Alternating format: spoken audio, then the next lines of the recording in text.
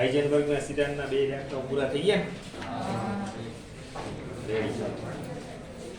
જો પછી ક્વોન્ટમ આંકના દાખલાઓ છે એમાં 2.17 કોયડો 2.17 નીચે હવે અડધી નીચે દેખાય છે ને થોડો કપાઈ દે છે ના એ કાંઈ નથી એ નીચે આવતું એટલે તો મુખ્ય ક્વોન્ટમાંક n બરાબર 3 સાથે સંકળાયેલી કુલ કક્ષકોની સંખ્યા મેળવો. ચલો અહીંયા આપણે n બરાબર 3 આપેલા છે. આપણને કક્ષકોની સંખ્યા શોધવાની કીધી છે.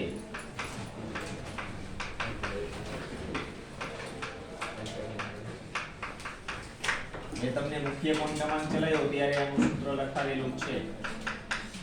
કક્ષકોની સંખ્યા શોધવાનું સૂત્ર n². n એટલે 3 આપેલા જ છે 3 નો વર્ગ 9. રેડી દાખલી પૂરી. પણ આ 9 કક્ષકો જે મળી બરાબર એમાં કેટલી કક્ષકો છે અને કઈ કઈ સમાવેશ થાય છે એ આપણે જોવું છે સાથે સાથે. તો આપણે જાણીએ છીએ કે અહીંયા n નું મૂલ્ય 3 છે તો l ના શક્ય મૂલ્ય કેટલા મળે 3. n નું મૂલ્ય 3 છે તો l ના શક્ય મૂલ્ય કેટલા મળે 3.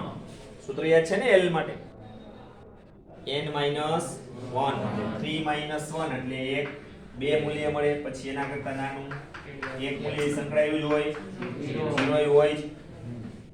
n નું મૂલ્ય 3 છે તો l ના શક્ય મૂલ્ય 3 જ મળે પણ એના કરતા એક નાનું 2 1 અને 0 3 મૂલ્ય આવી ગયા. હવે જો l નું મૂલ્ય 2 છે તો આ કઈ કક્ષક સૂચવે છે d.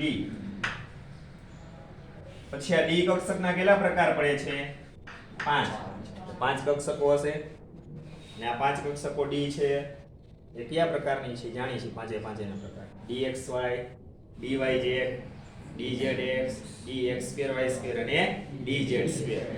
પછી l નું મૂલ્ય 1 છે તો આ કઈ કક્ષકનો નિર્દેશ કરે છે p કક્ષક. p કક્ષકના 3 પ્રકારો છે બરાબર એટલે કક્ષકની સંખ્યા કેટલી આવે 3 p પ્રકાર px py ને pz. પછી l નું મૂલ્ય 0 તો s કક્ષક. s કક્ષકનો કોઈ પ્રકાર પડતો નથી પણ જે કોઈ પોતે કુલ 9 કક્ષકો થઈ ગઈ. 5 d પ્રકારની હશે 3 p પ્રકારની હશે ને 1 s પ્રકારની કક્ષક હશે. કુલ કક્ષકો 9 હશે. હજી ml ના મૂલ્ય લ્યો તોય ખબર પડી જાય હો.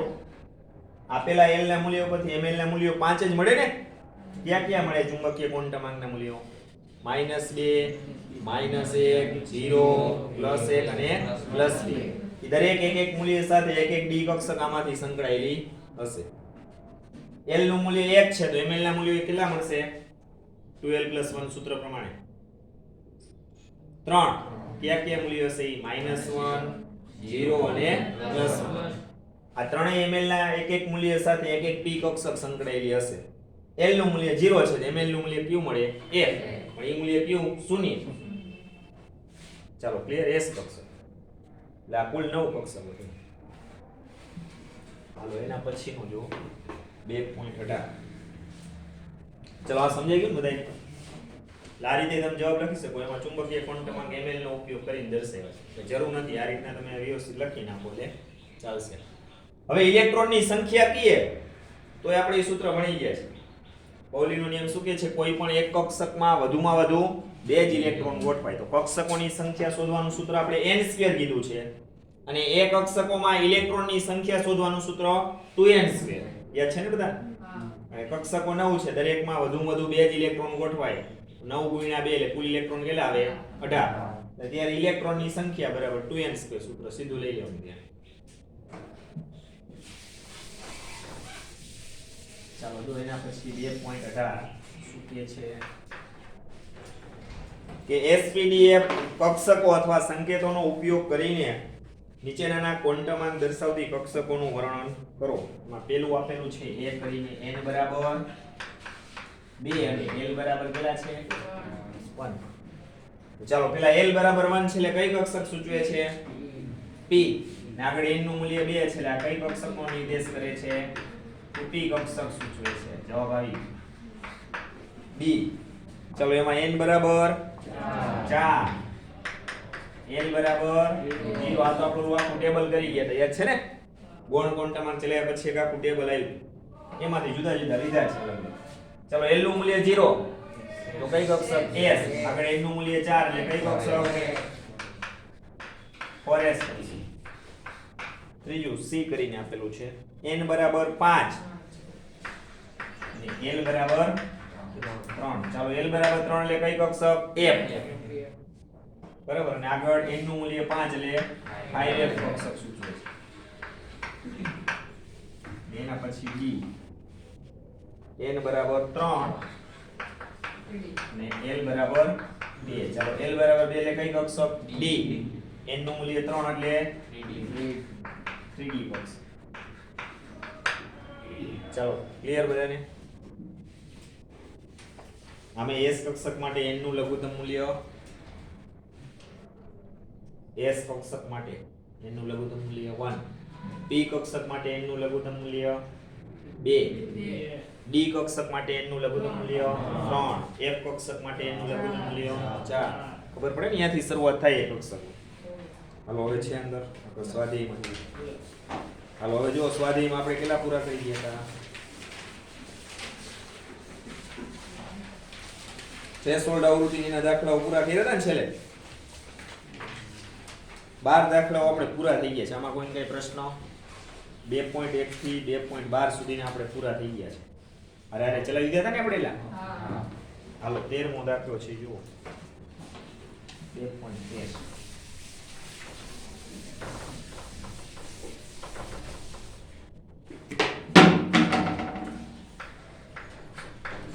જો રકમ કે હાઇડ્રોજન પરમાણુનો ઇલેક્ટ્રોન જ્યારે ઊર્જા સ્તર n બરાબર 4 માંથી ઊર્જા સ્તર n બરાબર 2 માં સંક્રમણ કરે ત્યારે ઉત્સર્જિત થતા પ્રકાશની તરંગ લંબાઈ કેટલી હશે એમાં સંક્રમણ છે ને ફેરવી નાખો જવાબ આવી જશે પણ જેમ આપ્યો છે ને નહીં આવે 2 માંથી 4 કરી નાખો રકમ ચેન્જ કરી નાખો n બરાબર 4 આપ્યું છે અહીંયા 2 કરી નાખો અને એમાંથી ઊર્જા સ્તર n બરાબર 2 આપ્યું છે અહીંયા 4 કરી નાખો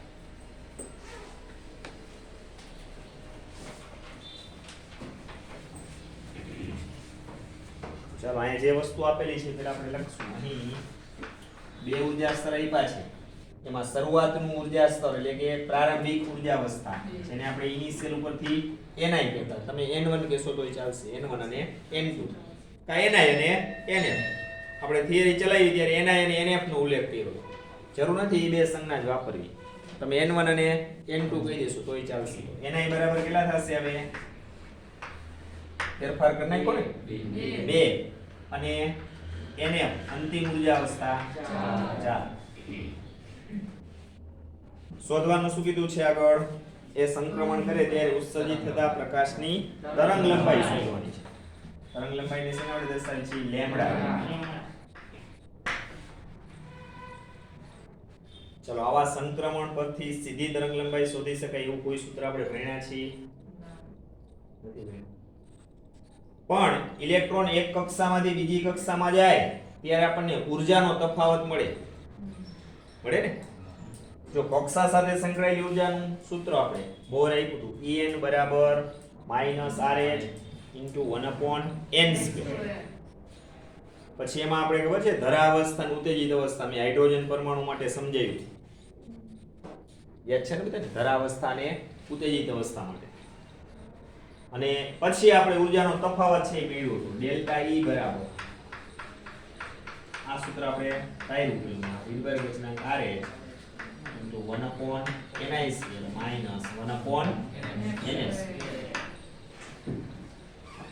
આ સૂત્ર એના ઉપરથી જ મેળવ્યું હતું ધરાવસ્થામાં માટે ઊર્જાનું સૂત્ર મૂક્યું હતું પછી અંતિમ અવસ્થા માટે અથવા ઉત્તેજિત અવસ્થા માટે ઊર્જાનું સૂત્ર મૂક્યું હતું પછી બેનો તફાવત લીધો હતો એટલે ઊર્જાનો તફાવત ડેલ્ટા E આ સૂત્ર છેલ્લે આપણે ફાઇનલ મેળવ્યું ચલો આ બાબત ક્લિયર આ સૂત્રનો આપણે ઉપયોગ કરશું એટલે ઊર્જા મળી જશે અથવા ઊર્જાનો તફાવત મળી જશે પછી આપણે જાણીએ છીએ કે પ્લાન્કે એક ક્વોન્ટમ અથવા એક ફોટોનની ઉર્જા શોધવાનું સૂત્ર આપ્યું. બરાબર. એને શરૂઆતમાં થિયરીમાં શું કીધું હતું કે એક ફોટોન કે એક ક્વોન્ટમ છે એની ઉર્જા એટલે એનર્જી, બરાબર, એ એની આવૃત્તિ જે ન્યુ છે એને સમપ્રમાણમાં હોય છે. બરાબર. આ ફોટોનની ઉર્જા છે અથવા ક્વોન્ટમની ઉર્જા છે એની આવૃત્તિ ન્યુ છે એને સમપ્રમાણમાં હોય છે. પછી આ સપ્રમાણતા દૂર કરીને આપણે અચળાંક મૂકતા h, જેને આપણે શું કહીએ છીએ પ્લાન્કનો અચળાંક કહેવાય. પછી આવૃત્તિ ન્યુ બરાબર આપણે એક સૂત્ર ભણી ગયા હતા c/λ. તો આવૃત્તિ ન્યુ ની જગ્યાએ c/λ મૂકો એટલે e બરાબર sc/λ. e બરાબર sc/λ. તો આપણે આ ડેલ્ટા E ઊર્જાનો તફાવત સૂચવે છે. h ને તફાવત લાગુ પડશે નહીં કારણ કે એ અચળ છે. c શૂન્ય અવકાશમાં પ્રકાશનો વેગ છે જેની કિંમત 3 × 10⁸ મીટર પ્રતિ સેકન્ડ. તો એ મૂલ્ય અચળ રહીએ તો એને આ તફાવત લાગુ પડશે નહીં. તો આપણે ડાયરેક્ટ e ની આ જે ડેલ્ટા E છે એની જગ્યાએ sc/λ મૂકી શકશું. તો સૂત્ર પછી કયું વાપરશું આપણે ડેલ્ટા E બરાબર sc/λ. પછી લેમ્ડા ને આ બાજુ લઈ આવશું એટલે તરંગ લંબાઈ મળી જાય. પહેલા આપણે ઊર્જાનો તફાવત મેળવવો પડશે. ચલો એ તો મળી જશે ને, બે ઊર્જા અવસ્થા આપી છે. ચલો બાબત ક્લિયર. પછી આપણે હાઇડ્રોજન પરમાણુનો રેખા વર્ણપટ છે એ સમજ્યા હતા અને પછી એક મેં ટેબલ બનાવ્યું, તમને ખબર પડી 5 શ્રેણીઓ હતી. લાઇમેન શ્રેણી, બામર શ્રેણી, પાસ્ટન શ્રેણી, બ્રેકેટ શ્રેણી ને કુન શ્રેણી. દરેક શ્રેણી માટે શરૂઆતની ઊર્જા અવસ્થા અને અંતિમ ઊર્જા અવસ્થા જેની આપણે ચર્ચા કરી. દાખલા તરીકે લાઇમન શ્રેણી હોય એના માટે શરૂઆતની ઊર્જા અવસ્થા એના શું છે n બરાબર 1, બરાબર, એટલે એની પ્રારંભિક ઊર્જા અવસ્થા એના બરાબર 1 કહેવાય. પછી એના માટે અંતિમ ઊર્જા અવસ્થા એને 1 સિવાયનું આવે એટલે પછીનું 2 3 4 કોઈ પણ.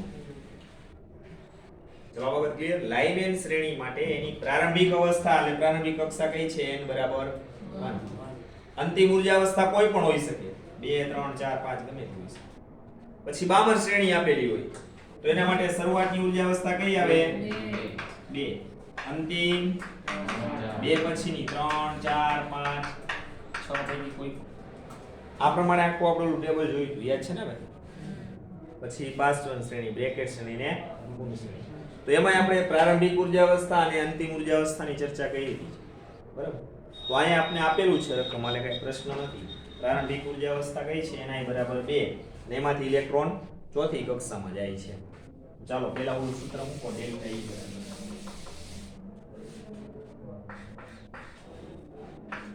ઊર્જાનો તફાવત ડેલ્ટા E બરાબર e વર્ગ અચળાંક RH કૌંસમાં 1/ni² માઈનસ 1/nf² e વર્ગ અચળાંક RH ની કિંમત 2.18 ગુણ્યા 10⁻18 એના કેટલા છે 2 એટલે 2 નો વર્ગ 4 માઈનસ nf કેટલા છે 4 4 નો વર્ગ 16.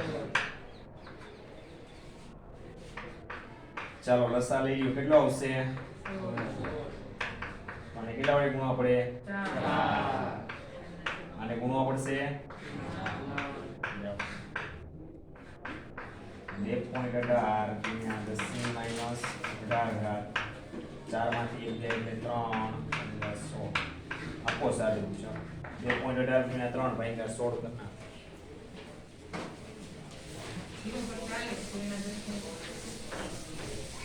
0.40 ગુણ્યા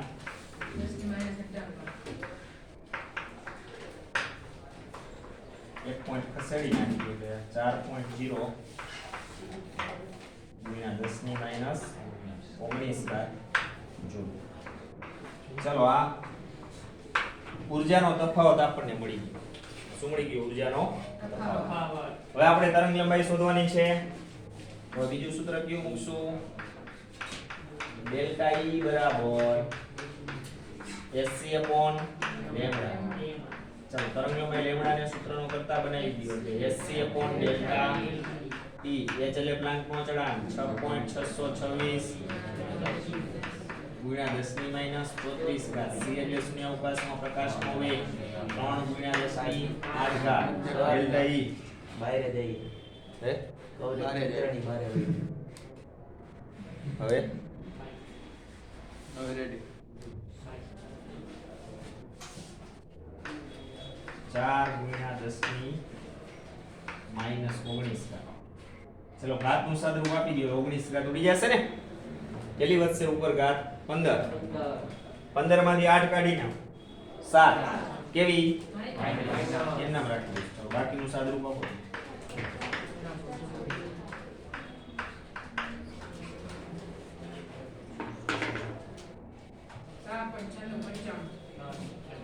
ચાર પોઈન્ટ 96 તરંગ લંબાઈનો એકમ કયો આવે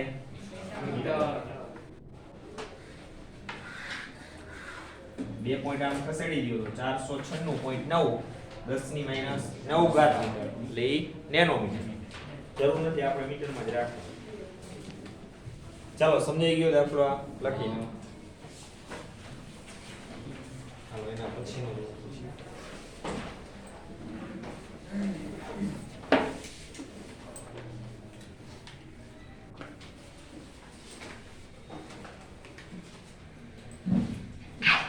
નો સમજાય તો પૂછજો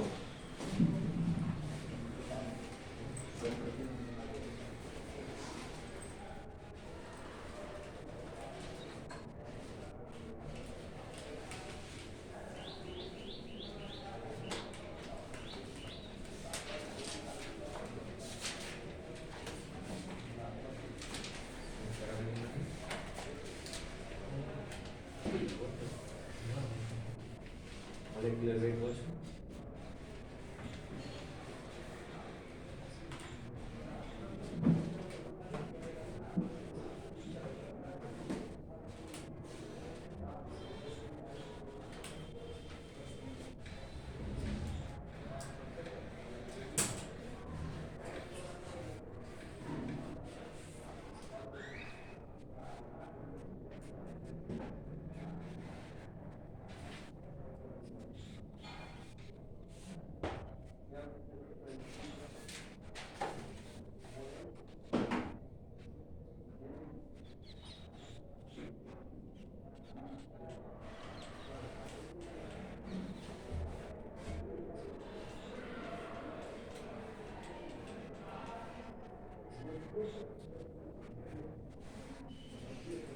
ચલો લખાઈ ગયું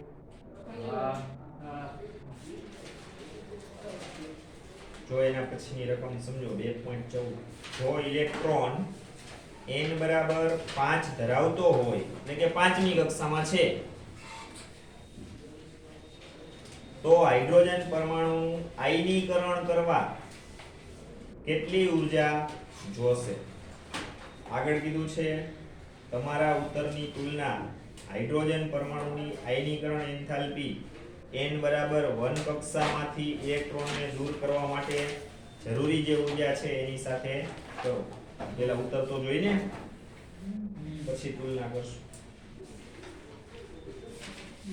હવે આ નવો શબ્દ આવ્યો છે આયનીકરણ આયનીકરણ એટલે પરમાણુમાંથી ઇલેક્ટ્રોનને દૂર કરવા આપવી પડતી ઊર્જા આયનીકરણ એટલે પરમાણુમાંથી ઇલેક્ટ્રોનને દૂર કરવા આપવી પડતી ઊર્જા જેને ખરેખર કહેવાય આયનીકરણ એન્થાલ્પી આપણે આવત કોષ્ટક વાળું ચેપ્ટર ભણશું એમાં બે પ્રકારની એન્થાલ્પી આવશે એક આયનીકરણ એન્થાલ્પી પરમાણુમાંથી ઇલેક્ટ્રોનને દૂર કરવા જરૂરી ઊર્જા અથવા આપવી પડતી ઊર્જા એને કહેવાય આયનીકરણ એન્થાલ્પી એન્થાલ્પી એટલે એક પ્રકારની ઉષ્મા અથવા ઊર્જા છે બીજી જે એન્થાલ્પી આવે છે એ ઇલેક્ટ્રોન મેળવવા માટેની ઊર્જા જો પરમાણુમાંથી ઇલેક્ટ્રોનને દૂર કરવો હોય તોય ઊર્જાની જરૂર પડે પરમાણુમાં ઇલેક્ટ્રોન ઉમેરવો હોય તોય ઊર્જાની જરૂર પડે ઊર્જા વગર કાઈ થાય નહીં તો પરમાણુ જ્યારે ઇલેક્ટ્રોન મેળવે છે ત્યારે જે જરૂરી ઊર્જાનો જથ્થો છે એને ઇલેક્ટ્રોન પ્રાપ્તિ એન્થાલ્પી કહેવામાં આવે છે એને શું કહેશું આપણે ઇલેક્ટ્રોન પ્રાપ્તિ એન્થાલ્પી કહેશું બે પ્રકારની એન્થાલ્પી આપણે ભણવાના છીએ તમને ખબર છે પરમાણુમાંથી ઇલેક્ટ્રોનને દૂર કરવો કેમ સરળ જેમ ઈ કેન્દ્રથી વધુ દૂર, કારણ કે એને કેન્દ્ર પ્રતિ આકર્ષણ ઓછું, નબળું આકર્ષણ હોય તો એ તોડવા માટે બહારથી ઊર્જા કેવી આપવી પડે? ઓછી. રેડી? હવે પરમાણુમાં ઇલેક્ટ્રોનને ઉમેરવો કેમ સરળ? હા, સરસ. કેમ? આવું બહુ સિદ્ધાંત પ્રમાણે ઇલેક્ટ્રોન સૌપ્રથમ ક્યાં ઉમેરાય? નીચી ઊર્જાવાળી કક્ષામાં જાય ને પેલા. તો અહીંયાની ઊર્જા સ્તર કેવું જોઈએ? નીચું ને? ઊર્જા સ્તર કેવું જોઈએ? નીચું. ચાલો, ક્લિયર બાબત? દૂર કરવા માટેની કન્ડિશન અને ઉમેરાય એ બેમાં આપણને ખબર હોવી જોઈએ. જો અહીંયા દૂર કરવાની વાત છે, આયનીકરણ શબ્દ આપેલો છે એટલે તો આપણે દૂર કરવો છે એટલે ક્યાં લઈ જવાનું છે? દૂર કરીને ક્યાં લઈ જશું? હે? દૂર કરવો એટલે કે કેન્દ્રની અસર હેઠળથી મુક્ત જ કરવાની વાત છે. બરાબર? એટલે એક અનંત અંતરે લઈ જવો. ચાલો, આ બાબત ક્લિયર? તો પેલા લખો અહીં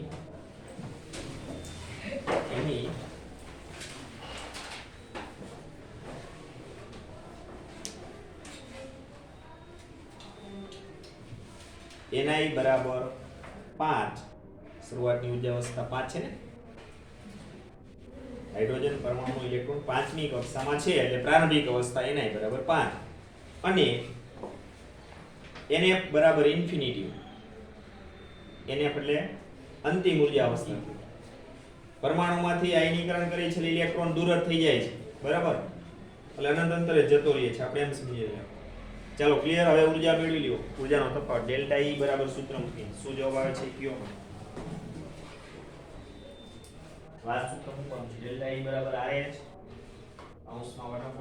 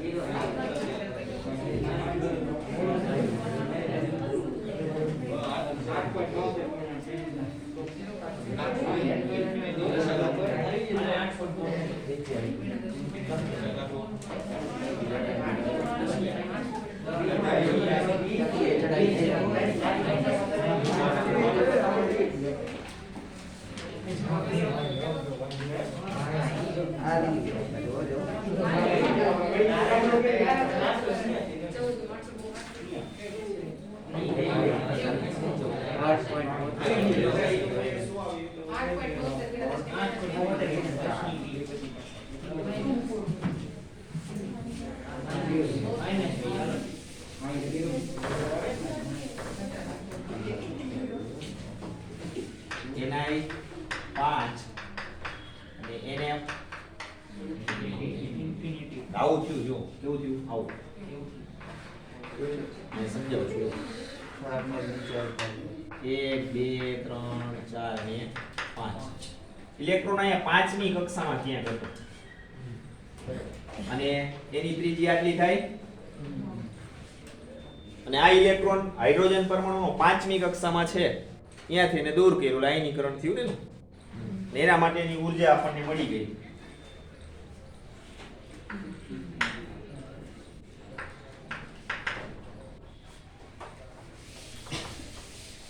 ચલો 1/∞ 0 થઈ જશે ને 2.18 ભાગ્યા 25 સ્કેલ શું જવાબ આવ્યો 0.08 સરસ 10 ની માઈનસ 8.72 2 પોઈન્ટ ખસેડ્યા એટલે 10 ની 20 ચલો પેલો જવાબ આવી ગયો. પાંચમી કક્ષામાંથી હાઇડ્રોજન પરમાણુનો જે ઇલેક્ટ્રોન છે આ રીતના પાંચમી કક્ષામાં હોય અને અહીંયાથી એને દૂર કરવા માટે ઊર્જાની આટલી જરૂર પડે. ક્લિયર?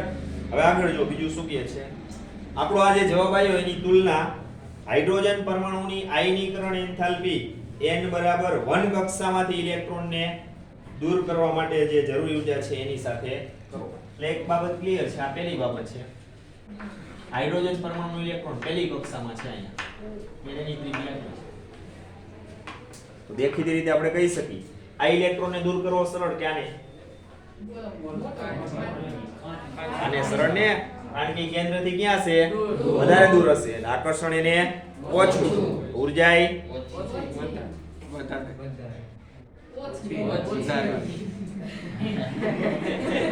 ઓછી. આ ઇલેક્ટ્રોનને દૂર કરવો હોય પ્રથમ કક્ષામાંથી તો આ ઇલેક્ટ્રોનને કેન્દ્ર પ્રતિ આકર્ષણ કેવું હોય? વધારે. તો એ પ્રબળ આકર્ષણને તોડવા માટે બહારથી ઊર્જા કેવી આવી પડે? વધારે. એટલે આ ઊર્જા વધારે જોશે ને. હવે આપણે જોઈ લઈએ બે ઊર્જાની પહેલા તુલના કરી નાખી. હવે લખો પછી ni બરાબર 1. જો આપેલું છે આગળ કીધું છે કે હાઇડ્રોજન પરમાણુના માટે આયનીકરણ એન્થાલ્પી n બરાબર 1 અને nf બરાબર એમાંથી દૂર કરવો છે એટલે ચાલો વળી ઊર્જાના તફાવતનું સૂત્ર મૂકો. ડેલ્ટા E બરાબર u વર્ગ ગુણ્યા RH 1/n² માઈનસ 1/nf. જો કે ગણતરી કરાય નહીં, રીટવેર કચના RH નું જ મૂલ્ય આવે પણ આપણે કરી છે તો પૂરી કરીને એના એટલે 1 આવશે ને, 1 નો વર્ગ 1 કરી લેશે 1/n. જવાબ આવ્યો 2.18. હવે તમે જુઓ આ બે ઉત્તરની તુલના કરો એકબીજા સાથે. કયું મૂલ્ય મોટું છે? પહેલી કક્ષામાંથી ઇલેક્ટ્રોનને દૂર કરવા માટેની ઊર્જા મેળવી આને ડેલ્ટા E' કહી દો કે આ ડેલ્ટા E1 કહી દો અલગ ઓળખવા માટે. અને ડેલ્ટા E કીધું છે ને અને ડેલ્ટા E' કહી દેશું. તો જો આ ઊર્જા વધુ જોઈ ને 10 ની -18 ઘાત છે. અહીંયા કેટલી છે? 10 ની -20 ઘાત. એટલે પહેલી કક્ષામાં ઇલેક્ટ્રોન છે તો એને દૂર કરવા માટે ઊર્જા વધારે જોઈએ છે. પાંચમી કક્ષામાં છે ત્યારે એના કરતા ઊર્જા કેવી છે? ઓછી જોઈએ. સાબિત થઈ ગયું. બરાબર છે. એ પ્રમાણે હોવું જોઈએ. હવે કેટલા ગણી ઊર્જા વધારે જોઈએ જો તો આ બેનો ગુણોત્તર લેવો પડે. હવે ત્યારે delta E' upon delta E બરાબર ડેલ્ટા E' કેટલો છે? 2.18 ગુણ્યા 10 ની -18 ઘાત છેદમાં ડેલ્ટા E કેટલો છે? 8.72 ગુણ્યા 10 ની -20 ઘાત 18 ઘાત ઉડી ગઈ. 2.18 ભાગ્યા 8.72 કરો. તારી નીચે લખો. એ નીચે લખો એટલે દેખાતું નથી. અહીંયા નહીં. 0.58 નો હોય.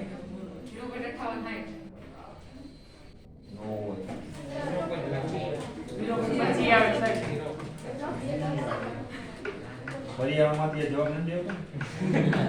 આ 10 ની 2 ઘાત નીચે વધી છે માઈનસ ઉપર જાય એટલે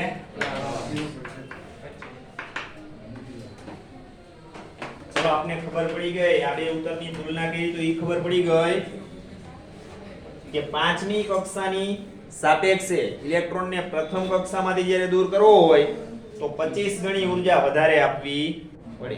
સમજાઈ ગઈ બાબત? આનો અર્થ શું થશે કે પાંચમી કક્ષામાં ઇલેક્ટ્રોન હશે એના કરતા એને પ્રથમ કક્ષામાંથી દૂર કરવો હોય તો આટલા ગણી વધુ ઊર્જા આપવી પડે. આનો અર્થ ઈ થયો. લખી નાખો પછી નીચે એક વાક્ય આપણે લખશું સરસ. કારણ કે બે ઉત્તરની તુલના કરવાની કીધી છે ને આ રકમમાં.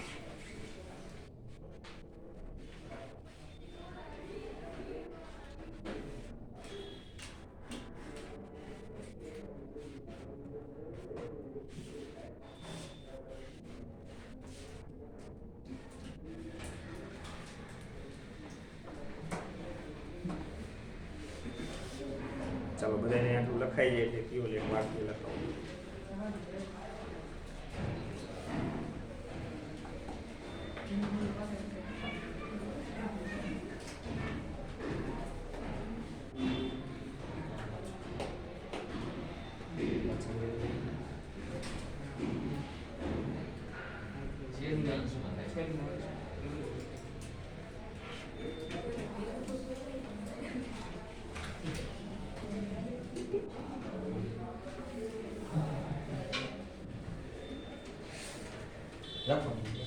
તેથી પાંચમી કક્ષા કરતા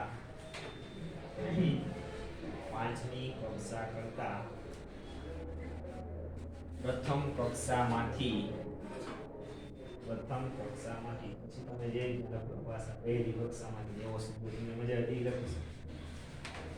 તેથી પાંચમી કક્ષા કરતા પ્રથમ કક્ષામાંથી ઇલેક્ટ્રોનને દૂર કરવા 25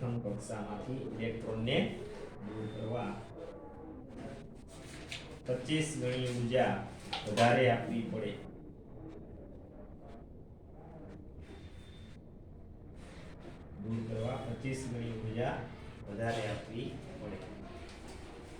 ચાલો સમજાઈ ગયો દાખલો બધાને રેડી. ચાલો એના પછી નેક્સ્ટ 2.15 n બરાબર 6 માંથી ચલો ઇલેક્ટ્રોન કઈ કક્ષામાં છે? છઠ્ઠી. એમાંથી ધરાવસ્થામાં ઇલેક્ટ્રોન દાખલ થાય. ધરાવસ્થા એટલે ભૂમિ અવસ્થા. કોઈ પણ પરમાણુ માટે એના જે ઇલેક્ટ્રોન હોય છે એના માટે બે અવસ્થાઓ હોય છે. એક એની ધરાવસ્થા જેને જ આપણે એની ભૂમિ અવસ્થા કહીએ છીએ, અને બીજી આવે ઉત્તેજિત અવસ્થા. આ બે બાબત અગત્યની છે. આપણે દરેક શ્રેણી માટે આ વસ્તુ જોઈ ગયા છે. ચલો લાઇમેન શ્રેણી માટે એનો ઇલેક્ટ્રોન છે એ ધરાવસ્થામાં હોય એટલે કઈ કક્ષા આવે? તો એના માટે ધરાવસ્થા n બરાબર કઈ કહેવાય? 1.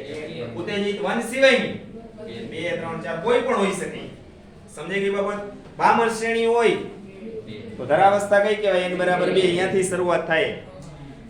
ચલો એની ઉત્તેજિત અવસ્થા કઈ કહેવાય? ઉત્તેજિત અવસ્થાનો મીનિંગ એ થાય કે એના કરતા ઊંચી ઊર્જા વાળી સપાટી. ઊંચી ઊર્જા હોય ને. બામર શ્રેણી છે તો એની ધરાવસ્થા n બરાબર 2. એમાં એની ઊર્જા ઓછી જ હોય. ઉત્તેજિત અવસ્થા કઈ પસંદ કરી? 2 સિવાયની 3 4. એ તો મુખ્ય ક્વોન્ટમ આંક નું મૂલ્ય વધ્યું, સાથે સાથે કક્ષાની ઊર્જા વધે. શા માટે? ઇલેક્ટ્રોન કેન્દ્રથી વધુ ને વધુ દૂર જતું, ઊર્જા વધે, વેગ ઘટે. ક્લિયર વસ્તુ? ઓકે. ચાલો તો આ દાખલાની અંદર ઉત્સર્જિત રેખાઓની મહત્તમ સંખ્યા શોધવાની કીધી છે. હવે જો આનું સૂત્ર આપણા અભ્યાસમાં આવ્યું નથી, એની તારવણી આવી નથી. બરાબર? આ ચેપ્ટરમાં એવા ઘણા બધા સૂત્રો છે કે જેની તારવણી આપણા અભ્યાસક્રમમાં નથી. તમે જ્યારે આગળ રસાયણ વિજ્ઞાન રાખો કોની વચ્ચે અને આગળ ભણશો તમે ઉચ્ચ લેવલે કોલેજમાં કે ક્યાંય, અને આ ચેપ્ટર છે એ આવશે ઇલેક્ટ્રોન રચના વાળું, અને એના સંદર્ભે અભ્યાસ કરતા હશો તો આ બધા સૂત્રોની તારવણી આવશે. જો આપણે દ બ્રોગલી સમીકરણ છે એની તારવણી ટેક્સ્ટ બુકમાં હતી ને મેં તમને કરાવી. યાદ છે ને કે પ્લાન્કે આપેલ ફોટોનની ઊર્જા શોધવાનું સૂત્ર અને આઈન્સ્ટાઈને આપેલ ફોટોનની ઊર્જા શોધવાનું સૂત્ર, એ બેનો સમન્વય કરો એટલે એમાંથી દ બ્રોગલી સમીકરણ મળે. લેમ્બડા બરાબર h/mv. યાદ છે ને બધાને? એની તારવણી આપણે સમજાવી. જરૂર નથી એવું ક્યાંય પૂછાવાનું નથી, પણ આપણે છતાંય પ્રશ્ન થાય એની તારવણી શીખડાઈ દે.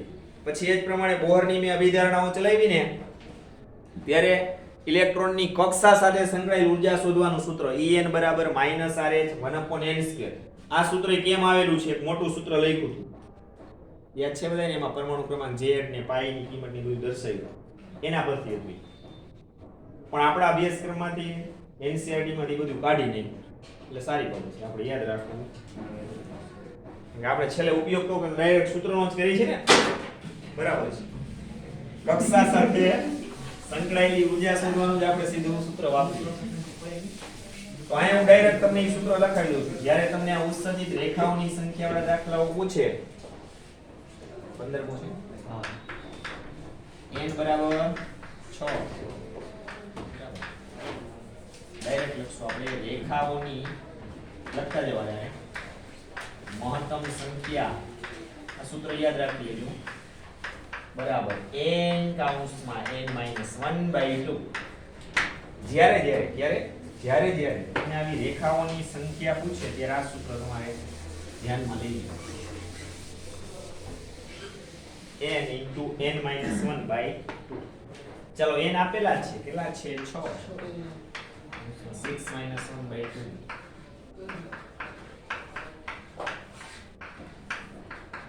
15 રેખાઓની સંખ્યા કેટલી આવશે સંખ્યાને એકમ ન હોય એટલે પાછળ કાંઈ હરીચારા કરતા નથી ગણે શું લખે એકમ પોતાનો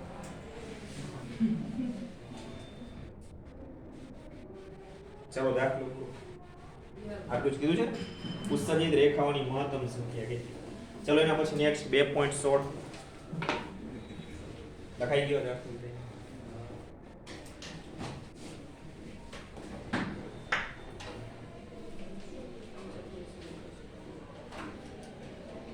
જો એમાં શું કહે છે 16મા દાખલામાં કે હાઇડ્રોજન પરમાણુની પ્રથમ કક્ષા સાથે સંકળાયેલી ઊર્જા -2.18 ગુણ્યા 10⁻18 ઘાત જૂલ પ્રતિ એટમ એટમ એટલે પરમાણુ છે તો પાંચમી કક્ષા સાથે સંકળાયેલી ઊર્જા શોધો પ્રથમ કક્ષા સાથે સંકળાયેલી ઊર્જા તો રીડબર્ગ અચળાંક આર જેટલી જ આવે પણ એમાં આગળ સૂત્રમાં માઈનસ આવે એટલે એ મૂલ્ય ઋણ આવે એ જ છે આપણે પાંચમી કક્ષા સાથે સંકળાયેલી ઊર્જા શોધવાની છે આપણી પાસે સૂત્ર છે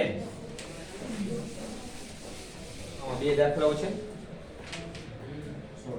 પેલું છે એમાં પાંચમી કક્ષા કીધી છે n બરાબર 5 અને આ પાંચમી કક્ષા સાથે સંકળાયેલી ઊર્જા શોધવાની છે એટલે n બરાબર શોધવાનું છે સીધું સૂત્ર મૂકશું n બરાબર -rh કૌંસમાં 1/n² રીડબર્ગ અચળાંક એટલે 2.18 ગુણ્યા 10⁻18 ઘાત n એટલે 5 નો વર્ગ 25 એ આવી જવાબ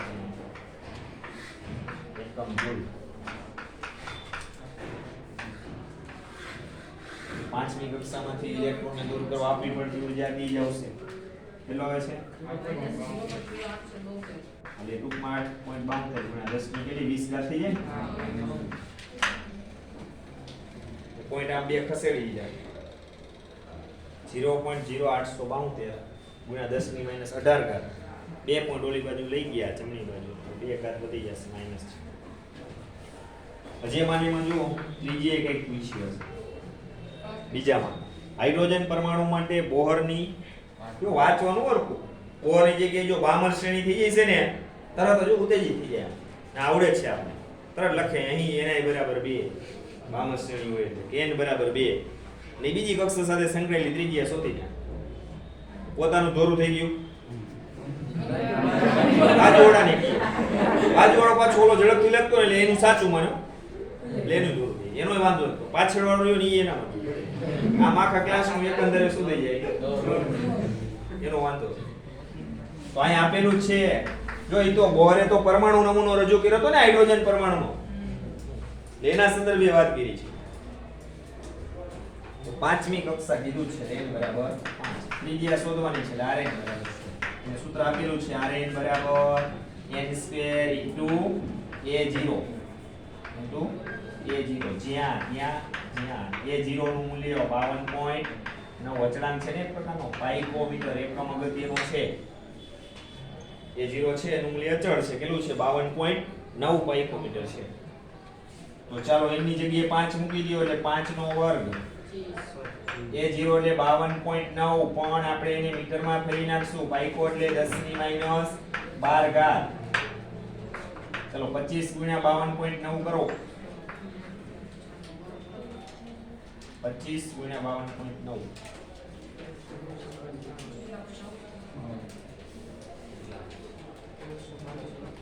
1322.5 ગુણ્યા 10⁻12 ઘાત સારું લાગે એવું કરીએ તો 3 પોઈન્ટ આમ ખસેડશું ડાબી બાજુ આ કેટલી ઘટશે 3 એટલે 9 ઘાત કાઢી નાખો તો એનો મીટર લખી શકાય ચાલશે પાંચમી કક્ષા સાથે સંકળાયેલી બોહરની ત્રિજ્યા મળી ગઈ આમાં તો સીધા બે સૂત્ર મૂકી દાખલા કરવાના ચાલો રેડી આ એક્ઝામ્પલ એ બધાને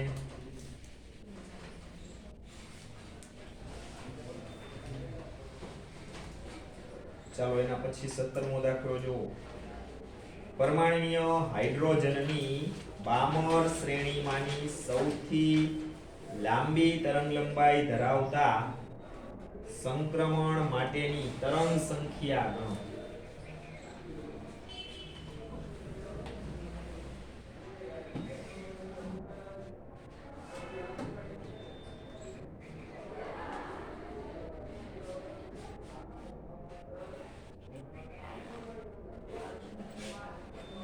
જો રકમ વાંચો 2.17 શું કહે છે હાઇડ્રોજન પરમાણુ છે એની બામર શ્રેણીની સૌથી લાંબી તરંગ લંબાઈ કીધી છે ને આ લાંબી તરંગ લંબાઈ ધરાવતું સંક્રમણ ગોતવાનું છે અને એના માટેની તરંગ સંખ્યા ગણો પેલા જે વસ્તુ આવી છે આપણે લખી લઈએ સમજાશે શું કરવાનું છે આ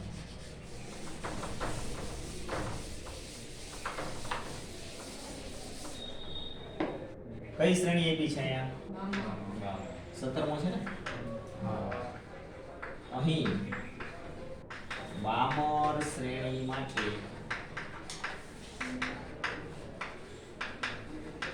શરૂઆતની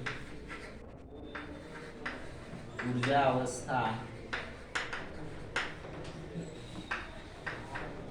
ni બરાબર 2 છે બામર શ્રેણી છે એટલે શરૂઆતની ઊર્જા અવસ્થા કઈ આવે ni બરાબર 2 હવે આ બામર શ્રેણી માટે શરૂઆતની ઊર્જા અવસ્થા ni બરાબર 2 છે તો બામર શ્રેણી માટે અંતિમ ઊર્જા અવસ્થા